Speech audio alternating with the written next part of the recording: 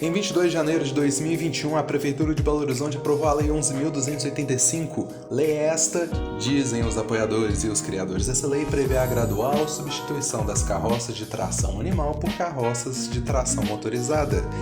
É óbvio que nem a Prefeitura, nem a grande mídia quis saber da opinião dos carroceiros, e também é, ou deveria ser óbvio, que a lei não fala nada de específico sobre como essa transição vai acontecer.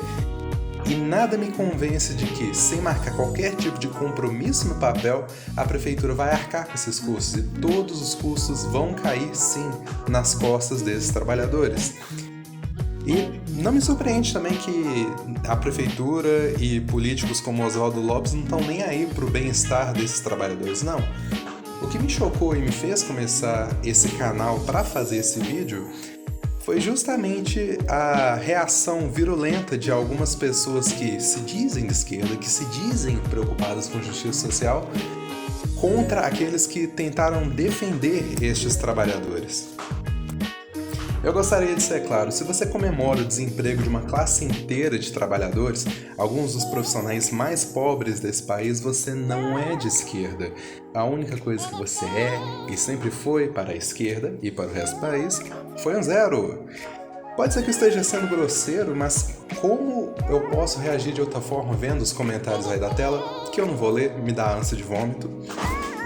Eu preciso te dizer algo que eu achava que era óbvio. Ninguém precisaria ter que explicar qual que é o problema em dizer que uma classe inteira de trabalhadores é composta de drogados e alcoólatras. Ninguém deveria ter que te explicar qual que é o problema de dizer que trabalhadores pobres deveriam carregar carroças nas costas.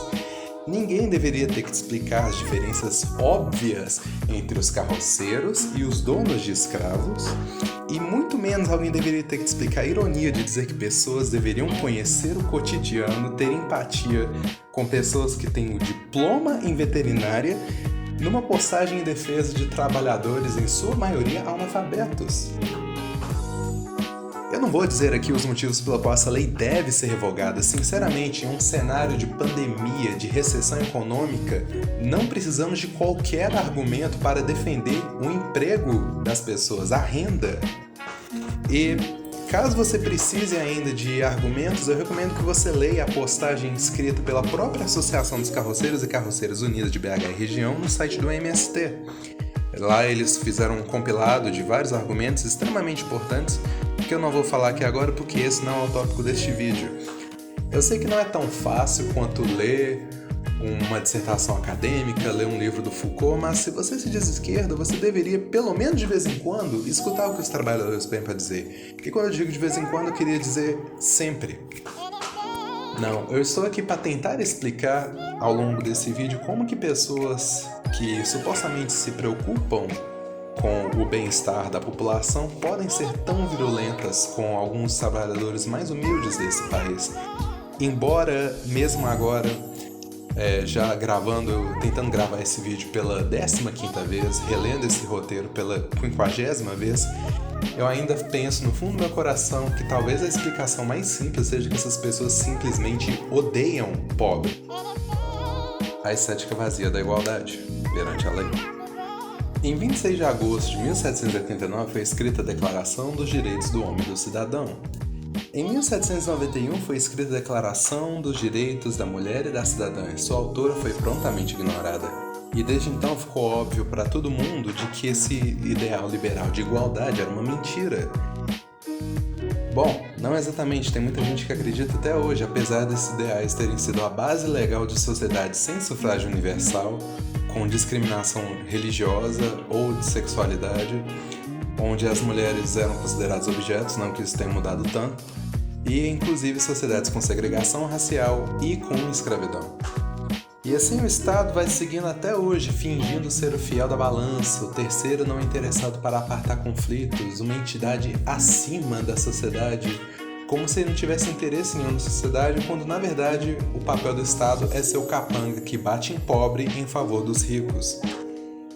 E assim, quando existe uma Declaração Universal dos Direitos dos Animais, nós sabemos, ou deveríamos saber, de que todos os animais são iguais, uns mais que os outros, assim como deveríamos saber que todos os seres humanos teriam que arcar com as consequências disso de forma igual, alguns mais iguais que outros. Se nós como sociedade queremos proteção e dignidade aos animais, deveríamos diminuir drasticamente a destruição de habitats naturais de várias espécies pela indústria agropecuária e pela indústria extrativista, bem como diminuir consideravelmente o nosso consumo de carne. Entretanto, isso atrapalha os interesses das pessoas mais ricas e poderosas desse país. Então, com aquela desculpinha de que cada vitória é tão importante quanto a outra, jogamos os rituais de matriz africana na ilegalidade, nós acabamos com festas tradicionais da periferia do nosso país e nós tiramos a renda de 10 mil famílias em Belo Horizonte. Desculpa, mas nem toda vitória é tão importante quanto a outra. O único motivo pelo qual os carroceiros perderão seu emprego na mesma cidade onde a polícia anda de cavalo é porque nada é mais fácil para o Estado do que fazer com que o pobre se torne miserável. A única vitória aqui é de políticos como, mas não exclusivamente, Oswaldo Lopes, que na próxima eleição vão conseguir se reeleger porque eles estão fingindo agora que eles estão fazendo alguma coisa de útil. A estética vazia do progresso. Outra ideia do liberalismo que persiste até hoje é a ideia de progresso. Nós somos levados a acreditar que existe algum tipo de propriedade esotérica, alguma coisa oculta que nós não somos capazes de entender sobre nossa própria sociedade e que se nós fizermos absolutamente nada, num passe de mágica, o nosso mundo vai se tornar melhor gradualmente, seremos uma sociedade mais justa, mais rica, mais próspera. Só que isso não é verdade. O mundo à nossa volta foi criado pela revolta das classes dominadas em resposta às ideias das classes dominantes. Se não trabalhamos 16 horas por dia e dormimos no chão da fábrica, isso ocorreu por causa de greves, revoltas e até mesmo revoluções no passar de séculos. E a mesma coisa acontece com tecnologia. Se você utiliza um smartphone hoje em dia, isso se deu porque uma porrada de milionários investiram bilhões de dólares ao longo de anos para te convencer e depois te coagir a ter um smartphone. Se assim funciona com o progresso legal e com o progresso tecnológico, assim também ocorre com o progresso social. Se nossa sociedade, por exemplo, deixou de ver mulheres como objetos, pelo menos um pouquinho, isso se deu não porque o Tim Maia nos conduziu à racionalização universal ou porque chegamos à era de Aquários, mas por um longo processo de opressão e resistência. Ao criminalizar o modo de vida dos carroceiros, BH não está dando mais um passo em direção ao futuro, completando um estágio evolutivo, completando o seu processo civilizatório, ou seja lá que outra maneira os fascistas estão dizendo que nós estamos nos tornando mais brancos, mais europeus. Conclusão. Talvez você esteja pensando, tá, mas se a gente tirar os carroceiros dessa cidade, fisicamente, se necessário, vai parecer que nós moramos em um lugar civilizado, como a França, a Espanha ou os Estados Unidos. E sim, vai parecer. Só que a gente precisa entender que aparências não enganam.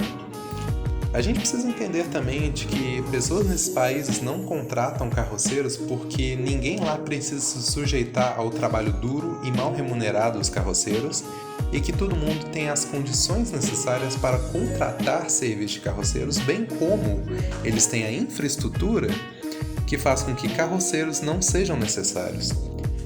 Já aqui as pessoas contratam carroceiros porque as caçambas não são baratas, os animais conseguem atravessar terrenos que os veículos motores não conseguem, como ruas cheias de buraco, ruas de terra, que se tornam lamaçais na chuva, e favelas e vielas por toda a nossa cidade. A carroça é barata porque não precisa de gasolina. Os animais são alimentados com plantas que crescem em abundância em lotes abandonados para especulação. Aliás, vocês estão falando de veículos motorizados movidos a gasolina. Vocês já pararam para ver o quanto que a gasolina está custando? O que políticos como Oswaldo Lopes estão fazendo é te convencer que você está morando numa cidade que não existe, uma cidade urbanizada, onde não existem lotes vagos, vielas ou ruas de terra. Ele colocou uma viseira em você para que você possa seguir em frente sem enxergar toda a miséria que te cerca.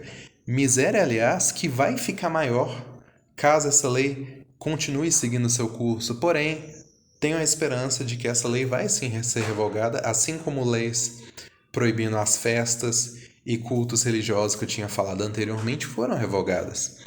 Principalmente porque os carroceiros estão fazendo uma coisa que esses esquerdistas que estão xingando tantos carroceiros se recusam a fazer: protestar.